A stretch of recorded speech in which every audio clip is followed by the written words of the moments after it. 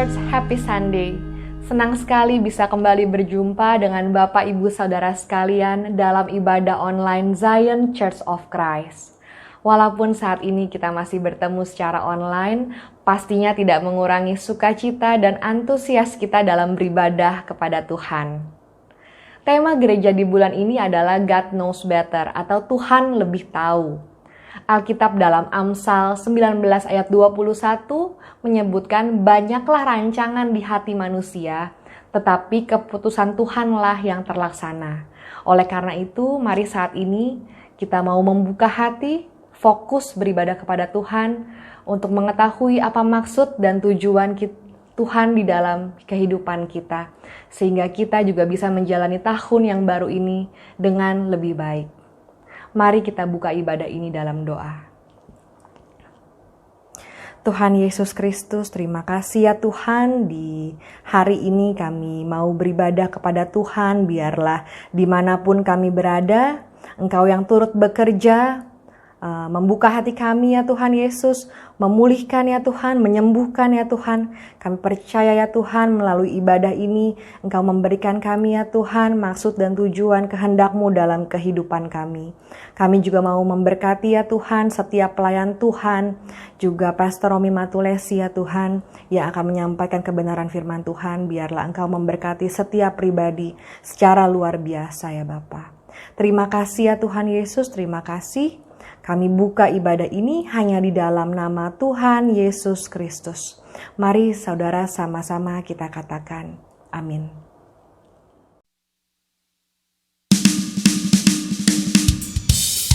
Shalom saudara sekalian. Kita bertemu kembali di minggu hari ini. Kita bersyukur buat kebaikan Tuhan dalam hidup kita sepanjang minggu yang lalu. Oke, kita bersyukur kita bisa memuji Tuhan pada pagi hari ini. Tuhan curahkan roh-Mu atas manusia di bumi, biar anak-anak-Mu menyampaikan nubuatan, beri mimpi dan penglihatan, nyatakan isi hati-Mu, biar iman kami bangkit, surga nyatakan kedatangan hari-Mu. Kan ada kebangkitan yang besar, kan ada pemulihan di negeri kami, kan ada kebangkitan yang besar, yang berseru kepada Yesus diselamatkan.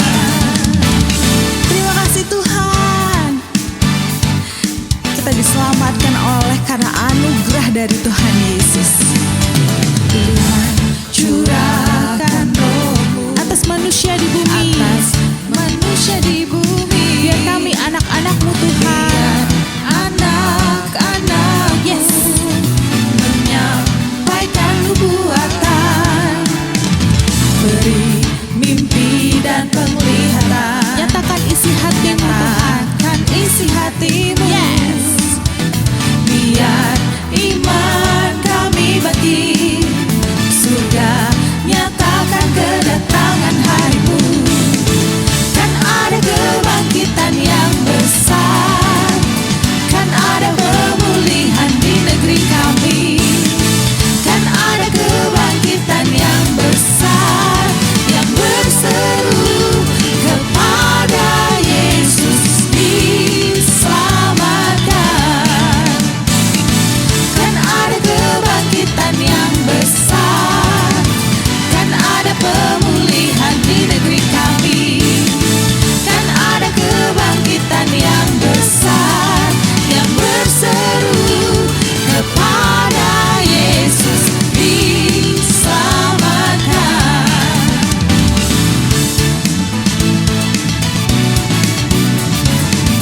Puji Tuhan.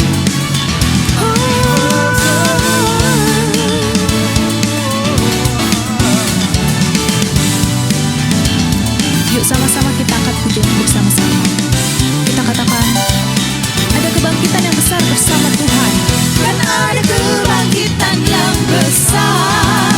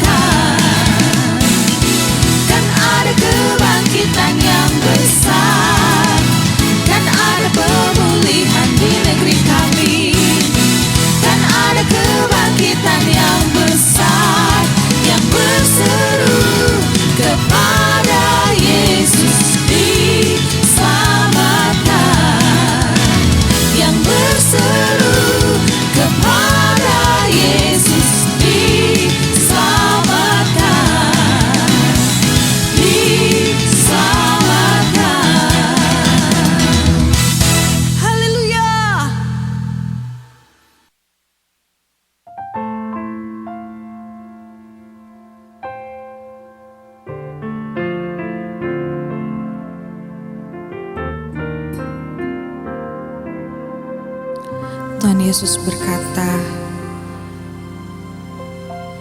karena kebaikan Tuhan dan kemurahan Tuhan kita ada sampai saat sekarang ini. Kita bisa ada, sehat sempurna, bisa memuji nama Tuhan. Itu memang karena anugerah dari Tuhan Yesus. Terima kasih Tuhan Yesus. Ini kami Tuhan. Ini kami Tuhan Yesus. Kami mau menaikkan pujian kami.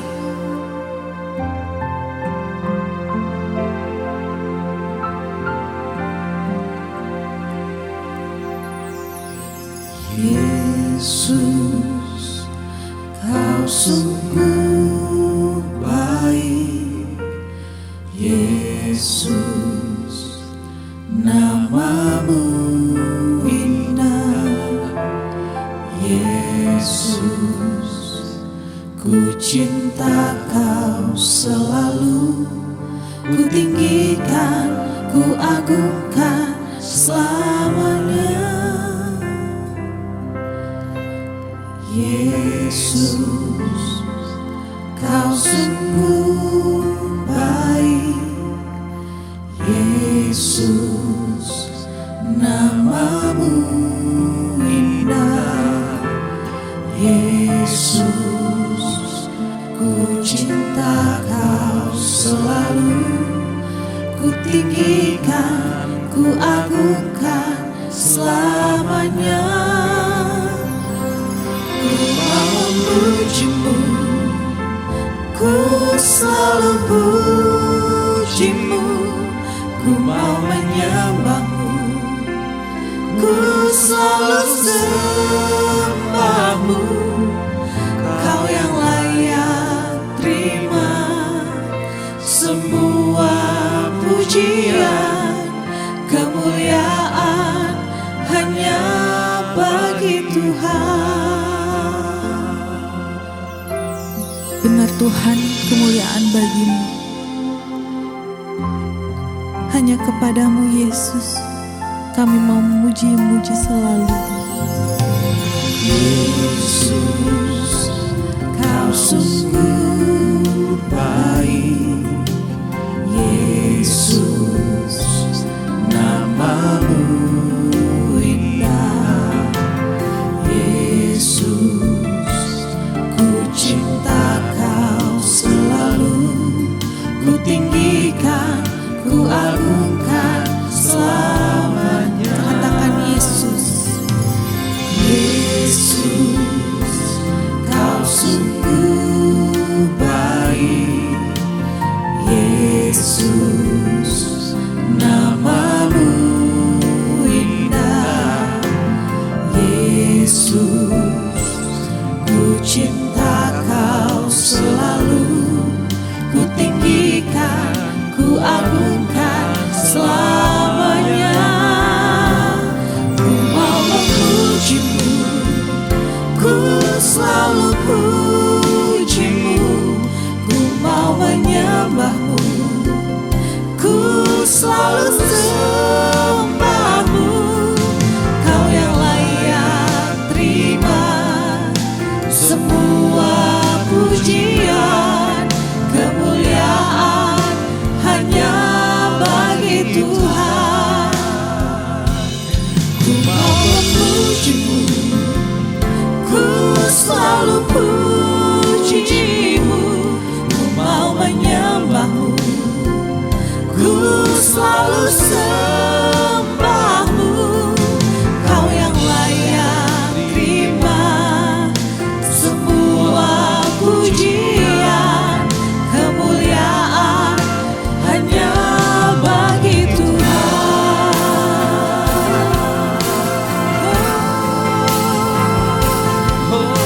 Segala kemuliaan, terima kasih.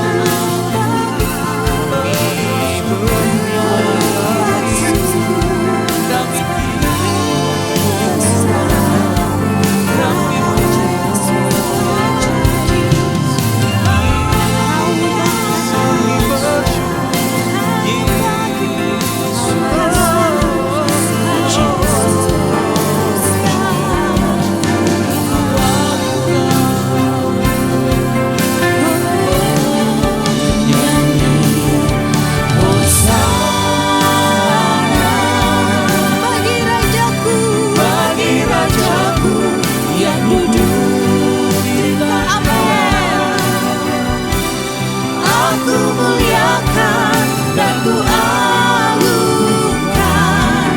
Kau layak disembah.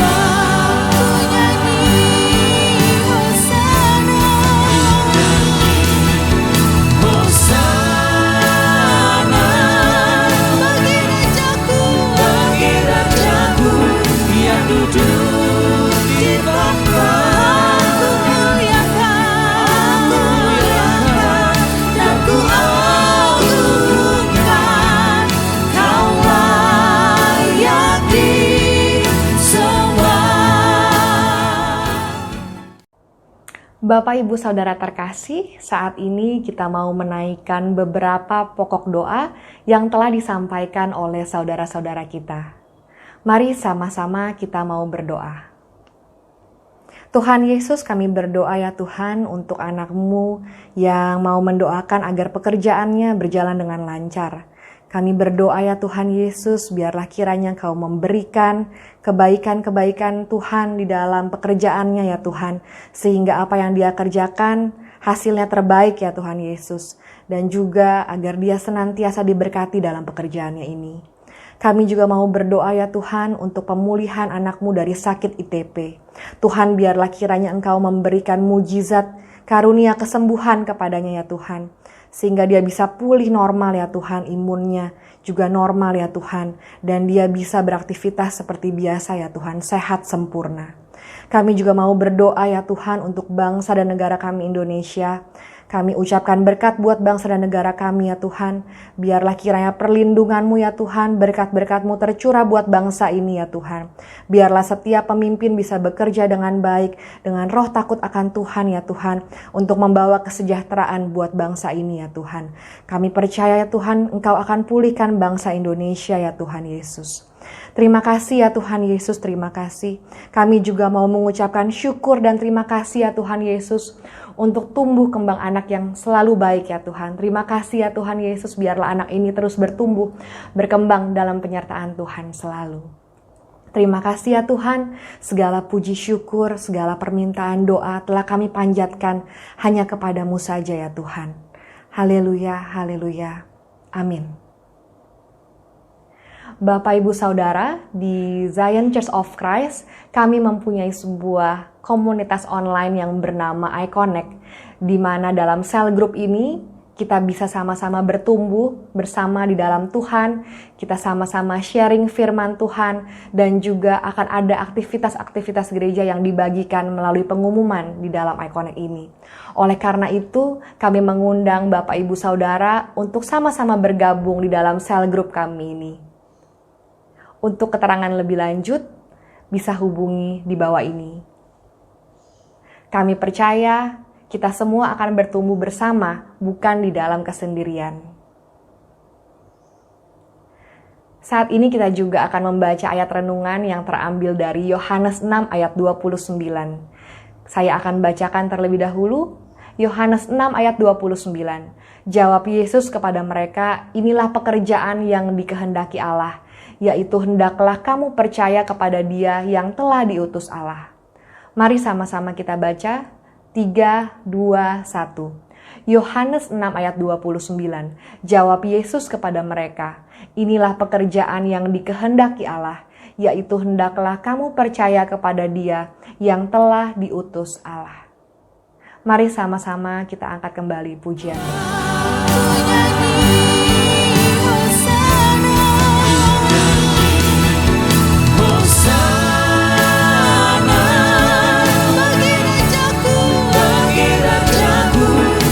Duduk di tahta.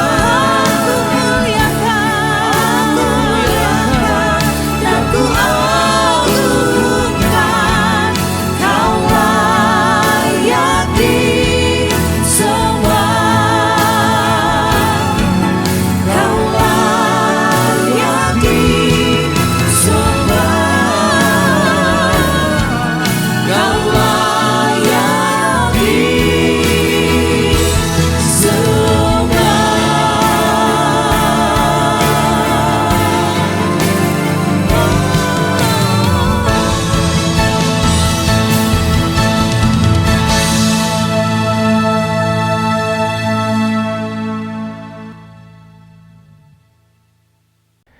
Segala pujian syukur hanya bagi Tuhan Yesus yang sudah begitu baik atas kehidupan Anda dan saya. Kalau boleh sampai hari ini kita berada, itu semuanya karena kebaikan dan kemurahan Tuhan. Apa kabarnya, saudara? Saya berharap saudara selalu dalam keadaan yang terbaik, seperti yang Tuhan jaminkan bahwa di dalam Kristus kita senantiasa dipelihara di dalam perlindungan Tuhan. Bahkan di tahun 2022 ini, jaminan-jaminan Tuhan senantiasa tergenapi. Apa yang kita doakan, apa yang kita rindukan, juga terwujud dalam kehidupan setiap kita. Nah, saudara, kita akan masuk dalam pembahasan firman Tuhan. Sebelum kita membahas firman Tuhan, mari kita hampiri Tuhan terlebih dahulu di dalam doa. Mari kita berdoa. Tuhan Yesus, hari ini merupakan hari yang baik, hari yang luar biasa kalau kami diberi kesempatan untuk kami menikmati, yaitu hadirat Tuhan. Kami percaya pujian penyembahan yang kami naikkan itu membawa kami lebih lagi menikmati kemuliaan Tuhan, menikmati kuasa-Mu Bapa. Maka sebentar kami juga masuk di dalam kebenaran firman Tuhan. Berbicara bagi setiap kami ya Allah, bahwa setiap firman yang keluar dari mulut bibir lidah-Mu tidak pernah kembali dengan sia-sia, tetapi akan mengerjakan segala sesuatunya dan pasti berhasil. Maka kami percaya bahwa firman Tuhan ya dan amin. Dan Roh Kudus sederhanakan setiap kata kalimat bahasa yang kupakai untuk menjelaskan setiap area firman Tuhan ini, agar setiap anak-anak Tuhan menangkap dengan jelas, mengerti dengan benar, dan setiap kami dapat mempraktekkan firman Tuhan ini dalam kehidupan kami masing-masing. Terima kasih Bapa, segala hormat pujian syukur bagi-Mu, dan tutup bungkus semuanya dengan kuasa darah Yesus. Iblis tidak dapat mencuri benih firman Tuhan ini, iblis tidak dapat menghalangi kuasa Allah terjadi atas setiap anak-anak Tuhan yang menyaksikan acara ini. Terpujilah nama Tuhan dalam nama Yesus Kristus. Haleluya. Amin. Saudara kasih Tuhan, di hari Minggu ini, yaitu saya akan terus membahas mengenai kitab Ester. Nantinya kita akan bahas lebih jauh lagi dalam beberapa bagian-bagian yang lebih lagi mendalam mengenai kitab Ester ini. Dan di hari ini, saudara, tema yang saya bawakan, saudara boleh siapkan catatan saudara, yaitu dengan judul This is Your Moment. Ya, judul hari ini yang saya bawakan adalah This is Your Moment. Nah, saya akan mulai terlebih dahulu di dalam 1 Petrus pada pasal 2, pada ayat yang ke-9 sampai dengan ayat yang ke-12. Saya bantu bacakan buat saudara, demikian firman Tuhan, tetapi kamulah bangsa yang terpilih, imamat yang rajani, bangsa yang kudus, umat kepunyaan Allah sendiri, supaya kamu memberitakan perbuatan-perbuatan yang besar dari Dia, yang telah memanggil kamu keluar dari kegelapan kepada terangnya yang ajaib. Kamu yang dahulu bukan umat Allah, tetapi yang sekarang telah menjadi umat-Nya, yang dahulu tidak dikasihani, tetapi yang sekarang telah beroleh belas kasihan. Saudara-saudaraku yang kekasih, aku menasihati kamu supaya sebagai pendatang dan perantau, kamu menjauhkan diri dari keinginan-keinginan daging yang berjuang melawan jiwa.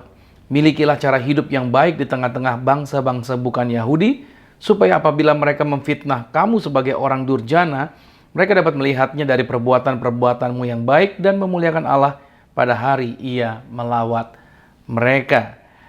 Nah, Bapak Ibu dikasih Tuhan, setiap kali kalau saya naik tol, saudara, kalau dalam satu perjalanan saya menuju ke satu tempat, nah, saya sering kali, yaitu dalam perjalanan tersebut, sering kali saya menjumpai papan reklame atau baliho yang cukup menarik perhatian, yaitu di pinggir jalan. Awalnya sambil lalu saja sih saya melihatnya. Tetapi karena sering lewat dan melihat, lama-lama menjadi paham berita atau message yang dipajang di sana. Artinya saya menjadi tertarik dan mau tahu lebih jauh dikarenakan apa yang telah ditampilkan di sana. Nah, dengan papan reklame dan setiap iklan tersebut, sebenarnya para produsen sangat tertolong dalam memperkenalkan produk yang mereka miliki sehingga calon customer mau take action untuk mencoba produk yang mereka tawarkan. Dan saudara, Alkitab mengatakan bahwa Anda dan saya kita dipilih dengan tujuan untuk memberitakan perbuatan-perbuatan yang besar dari Tuhan. Nah, bila mana saya coba analogikan, kita ini adalah papan reklamanya Tuhan. Di mana saja kita berada, orang-orang akan melihat pesan-pesan Tuhan dari diri kita. Orang di dunia ini akan mendapatkan petunjuk tentang Tuhan, yaitu dari sikap kita, yaitu setiap perkataan dan perbuatan-perbuatan kita. Jadi, jika sikap kita arogan, gemar menghakimi orang lain, lalu kita merasa hebat, seolah orang lain levelnya berada di bawahnya, maka orang dunia akan mendapatkan pesan bahwa Tuhan juga demikian adanya. Sebaliknya jika sikap kita rendah hati, suka memperkatakan kebenaran, tidak suka mengomentari orang lain dengan bahasa penghakiman, mau membantu orang lain dengan menunjukkan jalan kebenaran, maka di mata orang dunia, mereka akan mendapatkan pesan tentang pribadi Tuhan yang begitu mengasihi. Nah saudara, kita ini awalnya bukanlah umat Tuhan. Tetapi oleh belas kasihnya Tuhan, kita dipilih untuk menjadi milik kepunyaannya Tuhan. Dahulu, Anda dan saya sebelum kita bertobat selalu coba mengukur kenyamanan kita sama dengan apa yang orang dunia kejar. Seperti misalkan kedudukan, keuangan yang banyak, rekreasi ke tempat-tempat tertentu, pengakuan dari orang lain, beli benda atau barang-barang bermerek, dan lain sebagainya. Seolah-olah bahwa tanpa hal-hal tadi, hidup ini belumlah lengkap. Padahal sebenarnya saudara, pada saat kita menerima Yesus Kristus sebagai Tuhan dan Juru Selamat, sesungguhnya kita ini sudah mempunyai segalanya. Itulah yang dikatakan oleh Rasul Petrus. Pada saat ia memasuki bait Allah, dia berjumpa dengan seorang pengemis yang ada di depan bait Allah tersebut. Dalam Kisah Rasul pada pasal 3 ayat 3-6 dikatakan begini. Ketika orang itu melihat bahwa Petrus dan Yohanes hendak masuk ke bait Allah, ia meminta sedekah. Mereka menatap dia dan Petrus berkata, "Lihatlah kepada kami." Lalu orang itu menatap mereka dengan harapan akan mendapat sesuatu dari mereka. Ayat yang ke-6 berkata begini. Tetapi Petrus berkata, "Emas dan perak tidak ada padaku. Tetapi apa yang kupunyai kuberikan kepadamu. Demi nama Yesus Kristus, orang Nazaret itu, berjalanlah." Nah, hal yang senada juga diungkapkan oleh Paulus di dalam Filipi pada pasal 3 ayat 7-8. Paulus berkata begini, "Tetapi apa yang dahulu merupakan keuntungan bagiku, sekarang kuanggap rugi karena Kristus. Malahan segala sesuatu kuanggap rugi karena pengenalan akan Kristus Yesus Tuhanku lebih mulia daripada semuanya.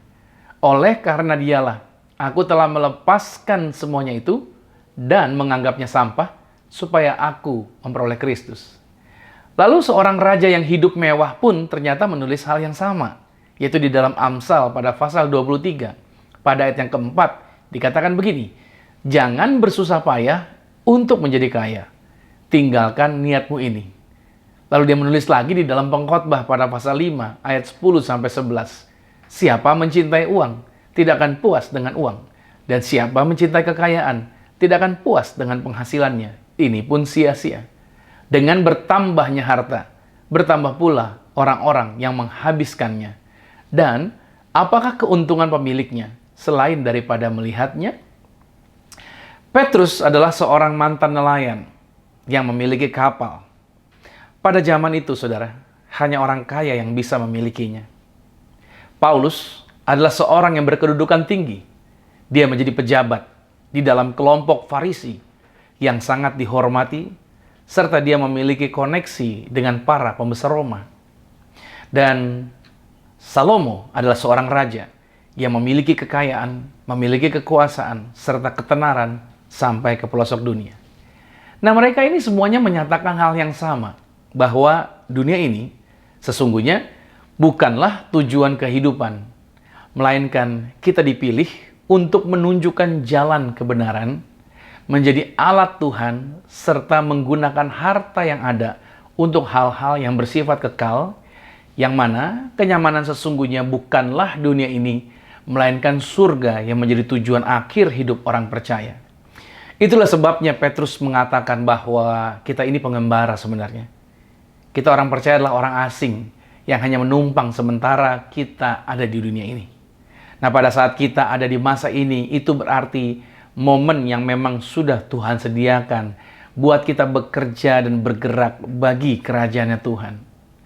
Nah, saya akan coba sekarang mengarahkan kita kembali kepada kisah Mordekai dan Esther yang telah jauh dari kota yang mulia Yerusalem sebagai orang-orang buangan pada saat bangsa Yehuda dikalahkan oleh kerajaan Babilonia, di mana mereka yaitu telah sangat lama membaur dengan kehidupan orang-orang Persia. Walaupun orang Persia tidak melarang bangsa jajahan tetap menyembah Allah mereka masing-masing, tetapi mereka, orang-orang yang dijajah ini, diwajibkan juga untuk mengakui berhala dan dewa sembayangannya orang Persia. Nah, di antara orang-orang Yahudi yang ada di wilayah Persia, tentunya Mordekai dan Esther mendambakan kehidupan yang mapan, kehidupan yang aman dan sejahtera. Dan itu terbukti. Mereka tidak pernah memberitahukan asal kebangsaannya. Itu sebelumnya seperti itu. Bahkan, di antara 1.600 wanita calon terpilih, hanya Esther yang berhasil menjadi ratu. Maka, kedudukan Mordekai itu semakin tersohor dan menjadi orang penting di wilayah benteng Susan. Nah, sampai suatu ketika, yaitu Mordekai berjumpa dengan Haman, dan semua orang di kerajaan Persia itu berlutut bertemu dengan Haman, tetapi tidak bagi Mordekai. Di dalam dirinya Mordekai seperti ada sesuatu yang menyadarkannya untuk melepaskan topeng kepura-puraan yang selama ini dia kenakan. Itu telah saya bahas minggu yang lalu. Dan sekarang yang terjadi adalah Haman merencanakan genosida untuk penghancuran seluruh etnis Yahudi yang telah ditetapkan waktunya dan tidak ada seorang pun yang dapat mencegahnya karena Haman telah mendapatkan legalitas berupa cincin meterai raja. Bahkan Haman telah mengeluarkan dana yang besar, yaitu sebesar 20 juta US dollar atau setara 287 miliar rupiah untuk melaksanakan rencananya ini. Nah, sikap Mordekai ketika melihat atau mendapati ketetapan tersebut adalah Mordekai meratap, menangis, meraung. Mordekai mengenakan pakaian kedukaan, mengolesi wajahnya dengan jelaga dan abu, dan ini memberitahukan kepada semua orang yang melihatnya bahwa hatinya terluka. Hati Mordekai tegang, gelisah oleh karena kematian semua bangsanya sudah ditetapkan waktunya.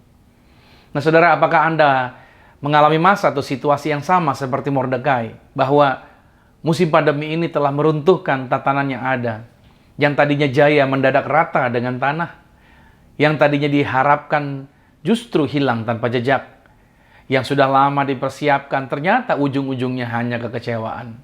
Apakah sepertinya Anda mulai bertanya-tanya, akankah Tuhan menolong? Adakah jalan keluar atas persoalan ini? Mordekai mengirimkan pesan ini kepada Esther akan hal yang sedang dia hadapi. Coba kita lihat sebentar di dalam Esther pada pasalnya yang keempat, pada ayatnya yang pertama sampai dengan ayatnya yang ke-17. Saya akan bacakan buat saudara. Setelah Mordekai mengetahui segala sesuatu yang terjadi itu, ia mengoyakkan pakaiannya, lalu memakai kain kabung dan abu, kemudian keluar berjalan di tengah-tengah kota sambil melolong-lolong dengan nyaring dan pedih. Dengan demikian datanglah ia sampai ke depan pintu gerbang istana raja, karena seorang pun tidak boleh masuk pintu gerbang istana raja dengan berpakaian kain kabung. Di tiap-tiap daerah kemana titah dan undang-undang raja telah sampai, ada perkampungan yang besar di antara orang Yahudi disertai puasa dan ratap tangis. Oleh banyak orang dibentangkan kain kabung dengan abu sebagai lapik tidurnya. Ketika dayang-dayang dan sida-sida Esther memberitahukan hal itu kepadanya, maka sangatlah risau hati sang ratu. Lalu dikirimkannya lah pakaian supaya dipakaikan kepada Mordekai dan supaya ditanggalkan kain kabungnya daripadanya, tetapi tidak diterimanya. Ayat yang kelima. Maka Esther memanggil Hathach, salah seorang sida-sida raja yang ditetapkan baginda melayani dia. Lalu memberi perintah kepadanya menanyakan Mordekai untuk mengetahui apa artinya dan apa sebabnya hal itu. Nah, saudara lihat pada ayat yang kelima. Esther ada di dalam istana, tetapi Esther tidak mengetahui hiruk-pikuk kondisi keadaan yang sedang gelisah orang-orang Yahudi hadapi. Jadi betapa terkucilnya gitu loh keadaan Esther di dalam istana. Dia tidak dapat mendengar berita yang sedang ada hari itu. Jadi benar-benar Esther tidak tahu ada berita apa di luar sana.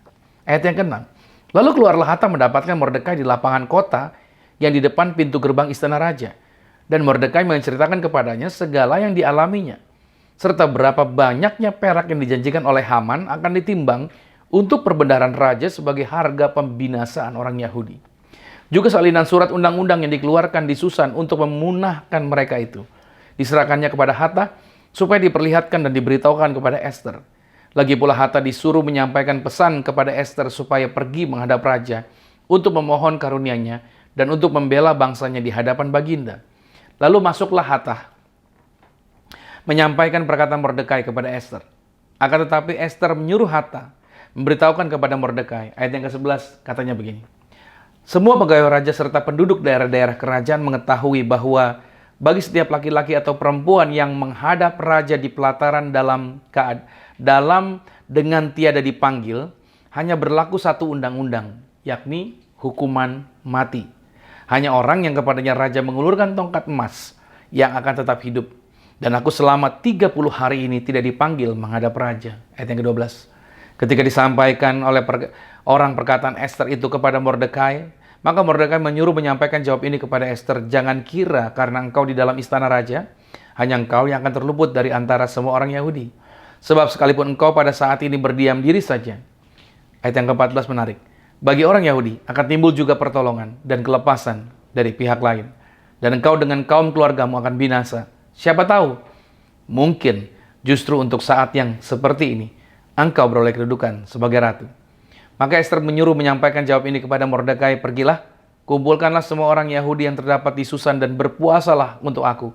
Janganlah makan dan janganlah minum 3 hari lamanya, baik waktu malam, baik waktu siang. Aku serta dayang-dayangku pun akan berpuasa demikian.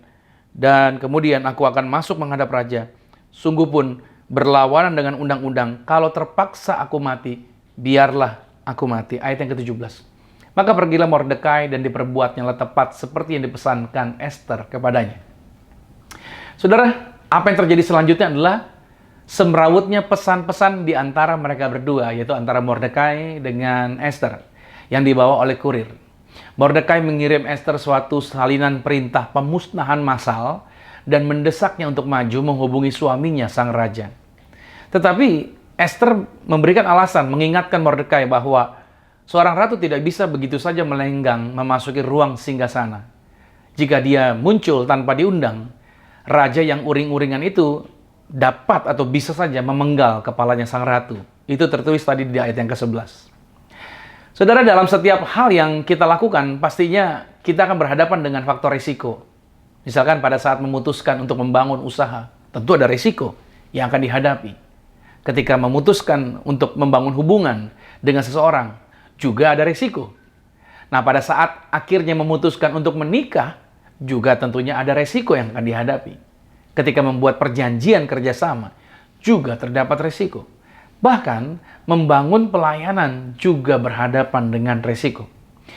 Dan biasanya kita akan punya banyak alasan untuk menghindari resiko-resiko tadi. Saudara, apakah Tuhan berjanji pada waktu kita melangkah di tahun 2022 sebagai orang percaya, kita akan menjumpai, yaitu situasi yang penuh dengan bunga-bunga yang indah? Ternyata saudara, Tuhan tidak menjanjikan itu, melainkan Tuhan menjanjikan ini. Dalam dunia kamu akan menderita penganiayaan, kata firman. Kadang-kadang Anda akan merasa seolah-olah Anda menerima hukuman mati. Dan Anda akan melalui air, kemudian melalui sungai-sungai, terus Anda akan berjalan melalui api. Masalah datang bersamaan dengan kehidupan. Garis bawahi dulu. Itulah yang membedakan antara orang yang masih hidup dengan orang yang sudah mati.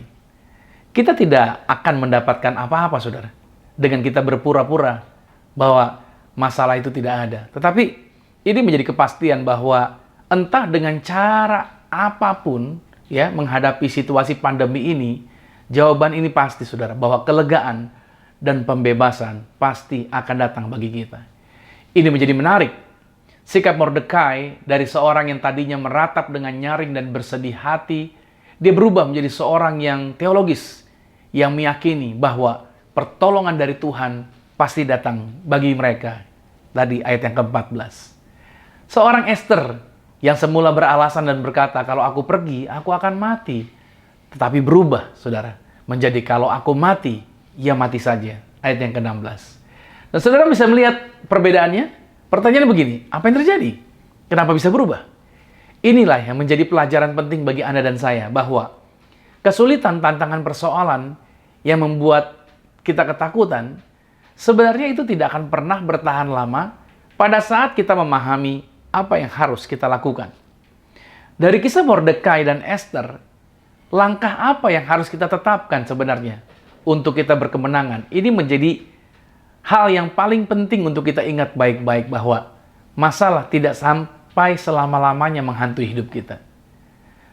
Masalah menghendaki agar Anda terpuruk. Tapi ingat baik, Tuhan ingin Anda berkemenangan. Nah, kita belajar dari Mordekai, kita belajar dari Esther. Langkah-langkahnya untuk kita bisa mengalami kemenangan di dalam kehidupan kita ini. Yang pertama ini saudara, ingatkan diri kita bahwa Tuhan sanggup. Oke? Ingatkan diri kita bahwa Tuhan sanggup. Katakan sama-sama begini, Tuhan sanggup.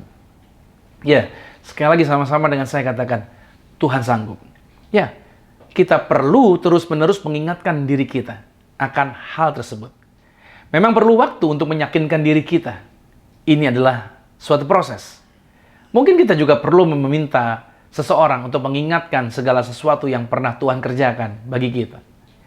Mordekai diingatkan walaupun mereka telah jauh dari Yerusalem, tetapi Allah Abraham, Ishak dan Yakub itu masih hidup dan berkuasa dan tidak terkalahkan dalam pertempuran. Tidak sekalipun Tuhan dapat terancam, tidak sekalipun Tuhan dapat dihancurkan dan dibuat bingung. Ancaman dunia ini bukanlah tandingan Tuhan. Garis bawahi. Ancaman dunia ini bukanlah tandingan Tuhan. Tadi saya sudah menyebutkan ada beberapa potongan-potongan ayat, yaitu bagian depannya. Tetapi saya mau tuntaskan tentang janji Tuhan. Dalam Yohanes 16 ayat 33 dikatakan, dalam dunia kamu memang menderita penganiayaan, tetapi kuatkanlah hatimu. Kata Tuhan begini, aku telah mengalahkan dunia. Katakan amin. Dalam 2 Korintus 1 ayat 9 dikatakan, bahkan kami merasa seolah-olah telah dijatuhi hukuman mati. Tetapi hal itu terjadi supaya kami jangan menaruh kepercayaan pada diri kami sendiri, tetapi kepada Allah yang membangkitkan orang mati. Amin. Saya beri lagi ayat ini. Yesaya 43 pada ayat yang kedua. Apabila engkau menyeberang melalui air, aku akan menyertai engkau. Apabila engkau berjalan melalui api, engkau tidak akan dihanguskan, dan nyala api tidak akan membakar engkau. Wow, itu ayat-ayat yang luar biasa yang menguatkan setiap kita. Inilah saatnya saudara, untuk Anda percaya bahwa hidup Anda tidak pernah ditinggalkan sendirian. Tuhan paham, kalau hari ini engkau berhadapan dengan keadaan yang tidak mudah, tetapi percayalah, Anda bisa melewatinya dan menjadi pemenang, di mana hidup Anda menjadi kesaksian dan berkat bagi orang-orang yang Anda jumpai. Pertanyaannya pertanyaannya bukan akankah Tuhan menang? Itu bukan pertanyaan seperti itu. Tetapi pertanyaannya adalah, akankah Anda menjadi bagian dari timnya Tuhan? Karena Tuhan adalah Tuhan yang pemenang. This is your moment. Ada amin. Ini waktunya Anda bekerja bersama dengan Tuhan, menjadi timnya Tuhan untuk mengalami kemenangan. Langkah yang kedua untuk mengalami kemenangan adalah serahkan beban kekhawatiran itu pada Tuhan. Dalam Esther 4 pada ayat yang ke-16 dikatakan, pergilah, kumpulkanlah semua orang Yahudi yang terdapat di Susan, dan berpuasalah untuk aku. Janganlah makan dan janganlah minum 3 hari lamanya, baik waktu malam, baik waktu siang. Aku serta dayang-dayangku pun akan berpuasa demikian. Dan kemudian aku akan masuk menghadap raja, sungguh pun berlawanan dengan undang-undang.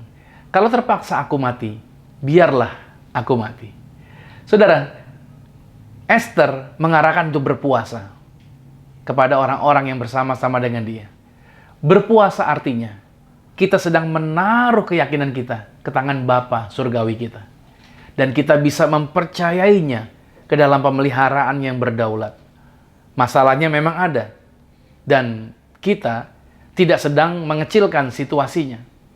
Kita justru sedang membesarkan pandangan kita tentang satu-satunya pribadi yang bisa kita percayai sepenuhnya.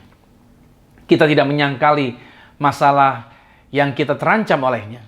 Kita justru sedang memindahkan ke tangan satu-satunya pribadi yang bisa mengelolanya dengan baik. Nah, yang membuat Esther berhasil menghadapi Raja Ahasiweros adalah setelah dia menghabiskan waktu lama di hadapan raja segala raja dalam kerendahan hati. Maksudnya bagaimana? Dia berdoa, dia datang pada Tuhan, dia berlutut di hadapan Tuhan, dia berseru kepada Tuhan di dalam doa pribadinya. Bukankah harusnya kita juga demikian sama seperti Esther? Jangan pernah berpikir sesaat pun bahwa Anda memiliki apapun yang diperlukan untuk menghadapi musim pergumulan ini. Namun, jangan berpikir sedetik pun bahwa Allah tidak akan memberikan apa yang Anda butuhkan. Percayalah, Tuhan yang memenuhi kebutuhan Anda. Saya selalu diingatkan akan ayat ini, saudara, dari sejak awal saya melayani. Dalam Markus 11 ayat 24 dikatakan, karena itu aku berkata kepadamu, apa saja yang kamu minta dan doakan, percayalah bahwa kamu telah menerimanya, maka hal itu akan diberikan kepadamu. Apakah gereja kita percaya akan hal ini? Apakah Anda percaya bahwa itu akan diberikan kepada saudara? Mengapa seringkali kita bekerja begitu keras? Begitu giatnya bekerja terus, begitu banyaknya waktu yang kita habiskan, dan berdoa begitu sedikit. Ini menjadi persoalannya. Makanya kita hidup dalam kekhawatiran yang begitu besar. Nah, saudara yang kasih Tuhan, saya rindu agar bagian yang kedua ini kita dapat praktekkan untuk kita membangun hubungan kita, menyerahkan ketakutan kita, kekhawatiran kita kepada Tuhan. Langkah yang ketiga agar kita berkemenangan adalah penuhi mulut kita dengan pujian. Biasanya kita mengeluarkan pujian dan bernyanyi karena situasinya kondusif dan dalam keadaan yang baik ya. Tetapi bagaimana kalau situasinya justru berada dalam ketidakpastian? Justru kita bernyanyi karena kita melihat Tuhan, bukan melihat keadaan. Kita melihat kekuatannya Tuhan dan diingatkan akan kasih-Nya. Kita ingat bahwa Tuhan selalu membawa kita berhasil melewatinya. Dan bahwa belas kasihan-Nya selalu ada bagi kita. Contohnya seperti Paulus dan Silas. Mereka berdua ditangkap. Mereka dimasukkan ke dalam penjara. Mereka habis didera. Mereka habis dicambuk. Mereka mengalami aniaya. Tubuh mereka sakit. Mereka dimasukkan ke dalam penjara yang kotor. Penjara yang bau. Penjara yang tidak sehat tempatnya. Saudara, tetapi ini menjadi menarik bahwa di dalam Kisah Rasul 16 ayat 25 sampai dengan ayat yang ke-26 dikatakan begini. Tetapi kira-kira tengah malam Paulus dan Silas berdoa dan menyanyikan puji-pujian kepada Allah. Dan orang-orang hukuman lain mendengarkan mereka, nggak pelan mereka nyanyinya. Akan tetapi terjadilah efeknya ini, gempa bumi yang hebat. Sehingga sendi-sendi penjara itu goyah. Dan seketika itu juga terbukalah semua pintu dan terlepaslah belenggu mereka semua. Nah saudara, saya closing bagian khotbah saya hari ini. Anda dan saya diciptakan untuk saat ini, di abad ini, pada generasi ini. Anda mungkin tidak meminta adanya pergumulan ini. Anda ingin melewatinya dan mungkin Anda berkata begini, berapa lama lagi saya bisa bertahan menghadapi situasi ini? Tetapi bagaimana kalau Tuhan ada di dalam situasi ini? Karena Tuhanlah yang telah menetapkan hari kelahiran kita. Tuhan yang menetapkan kebangsaan kita. Dan memilih lingkungan di mana Anda berada saat ini. Saya teringat, saudara, sebuah kisah di Alkitab tentang Daud. Waktu Daud melarikan diri dari Absalom. Karena Absalom anaknya mengadakan kudeta. Jadi Daud melarikan diri, membawa pasukannya karena menghindari pertempuran antar saudara. Nah, di tengah perjalanan Daud yaitu dihina oleh salah satu rakyat yang berteriak memaki, menghina Daud dan mengatakan bahwa Daud seorang yang sial, menerima hukuman seperti yang telah pernah dia buat. Dia menghina Daud, bahkan melempari Daud dengan batu. Salah satu perwira dari Daud sangat marah dan berkata kepada Daud, izinkan saya untuk memenggal orang itu karena orang itu telah menghina Tuanku Raja. Tapi yang menarik kata-kata Daud adalah begini, kalau memang Tuhan yang mau menggerakkan orang itu untuk menghakimi saya, kenapa kamu harus mengambil langkah untuk membunuh dia? Biarkan saja. Kalau Tuhan yang mau bela, Tuhan akan bela saya kok. Daud luar biasa ya. Daud membiarkan dirinya, walaupun harus dihina. Dia menyadari bahwa hidupnya karena Tuhan, hidupnya berjalan di dalam Tuhan. Makanya pada akhirnya, orang yang menghina Daud pun akhirnya meminta maaf dan menyadari kesalahannya. Saudara, bagaimana jika Anda seperti Esther, yaitu memiliki suatu kesempatan untuk bertindak dalam cara tertentu yang akan memberkati lebih banyak orang daripada yang dapat Anda bayangkan? Kalau Anda bisa diterima bekerja di perusahaan di mana Anda berada saat ini, apakah itu kebetulan atau karena kepintaran Anda? Apakah ketika Anda memiliki karir yang bagus dan bisnis yang luar biasa, itu juga karena kehebatan Anda sendiri? Saudara, sebenarnya Tuhanlah yang menempatkan Anda di sana. Kenapa?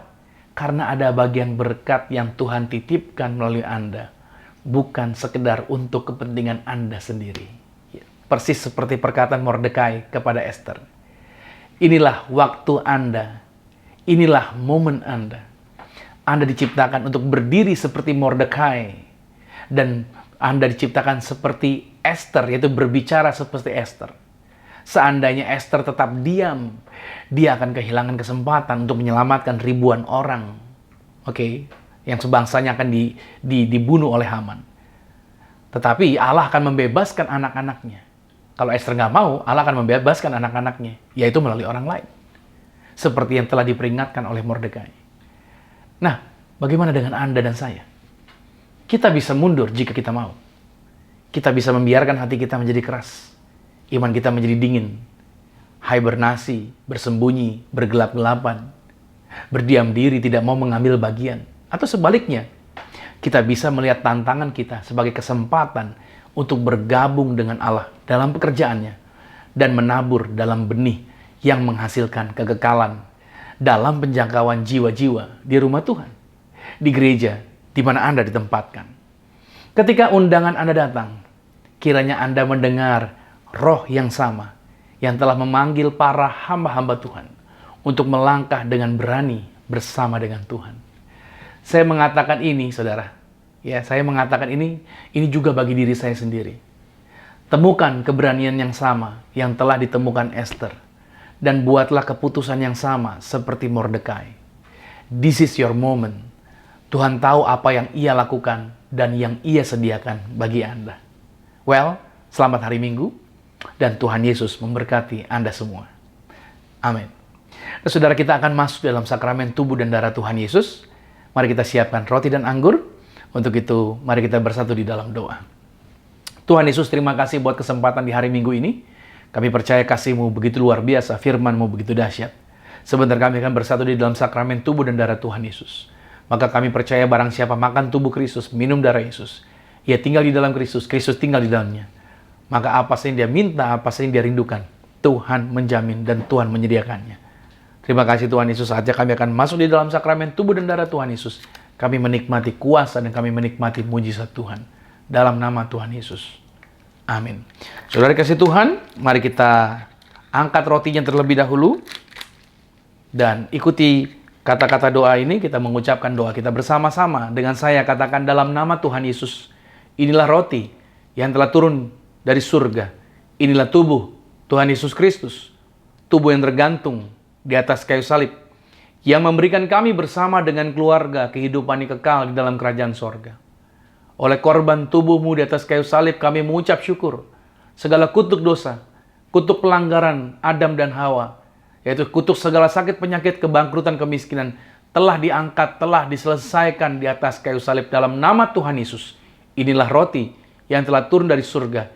Inilah tubuh Tuhan Yesus Kristus. Mari kita makan tubuh Tuhan Yesus Kristus.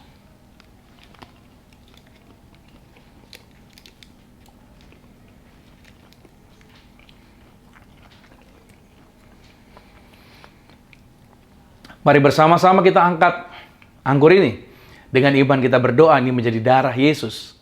Dalam nama Tuhan Yesus, inilah darah Yesus Kristus. Darah yang tercurah, darah yang tertumpah di atas kayu salib sebagai perjanjian yang baru dan yang kekal. Oleh darah Yesus, mulai hari ini kami bersama keluarga, saling mengasihi, saling mengampuni. Kasih mula-mula senantiasa ada di dalam keluarga kami. Oleh darah Yesus kami dijaminkan bersama keluarga punya rumah di bumi, punya rumah di surga. Bebas dari maut, kami dijagai pasukan malaikat. Menang atas segala penyakit, menang atas segala virus. Tidak dikalahkan oleh kuasa gelap manapun. Bahkan kami diberi kuasa menginjak ular dan kalajengking, menghancurkan setan-setan. Dalam nama Tuhan Yesus, inilah darah Yesus Kristus. Mari kita minum darah Tuhan Yesus Kristus.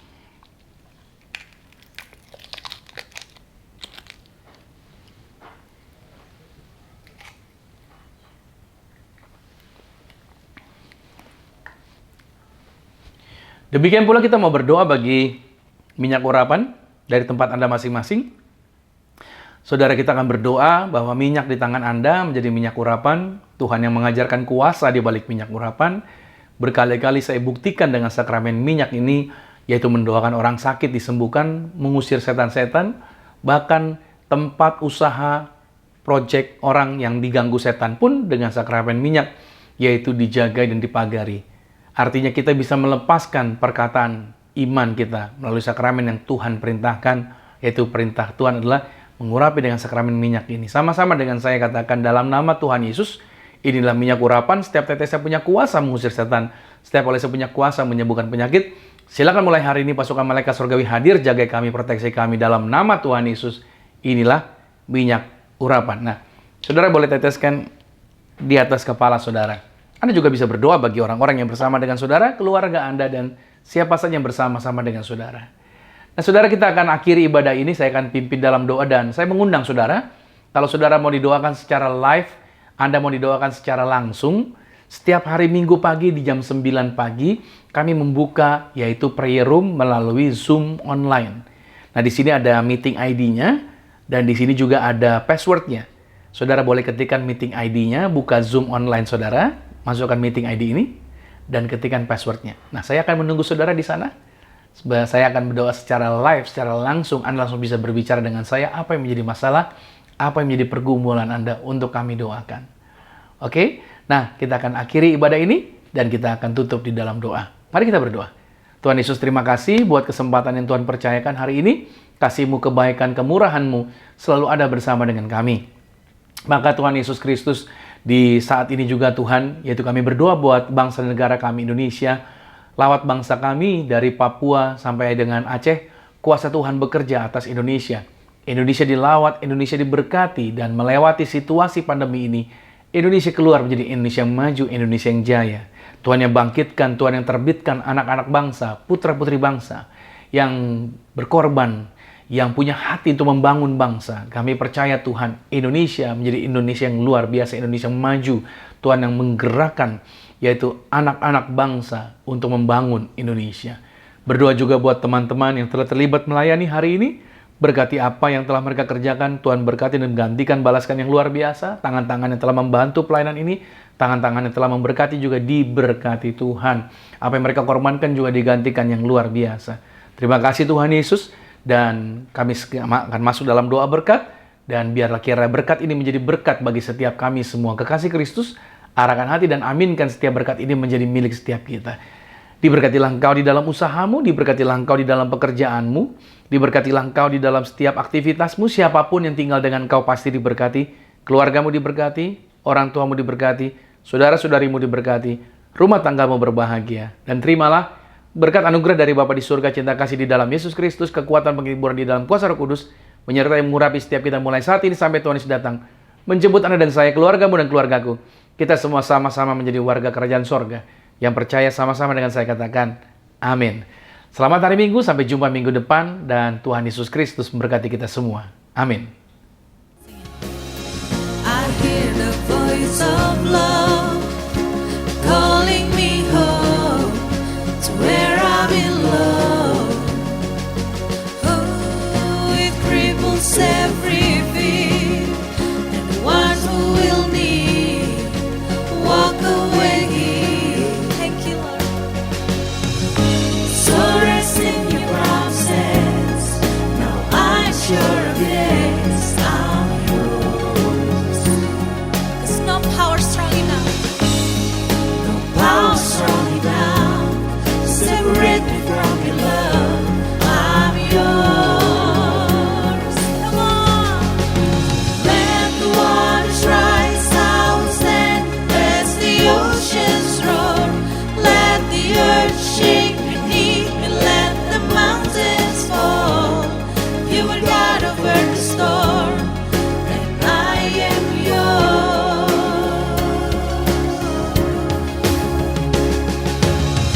Even the thunder and the wind obey at the command of my Father. Father, I set my feet upon your mighty name. So let the rain fall harder, harder. So take my everything, my flesh and blood.